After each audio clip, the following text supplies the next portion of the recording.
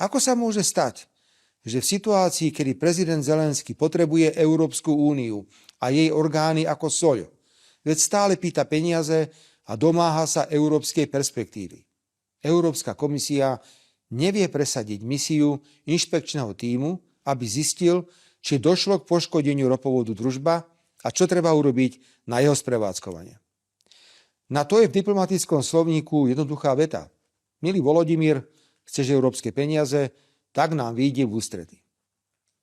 Obávam sa, že túto vetu prezidentovi Zelenskému nikto z rozhodujúcich hráčov v Európskej únii nikdy nepovie.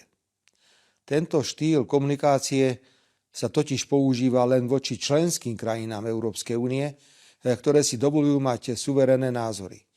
Medzi ne patrí aj Slovensko a ja som na to hrdý. Navyše peniaze na vojnu pre Ukrajinu pôjdu, aj keby sa Slovensko a Maďarsko pretrhali. Mnohým totiž na pokračovaní vojny záleží len a len z dôvodu posadnutosti voči Rusku.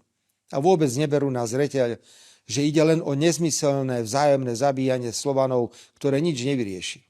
Len rokovania prinesú výsledky.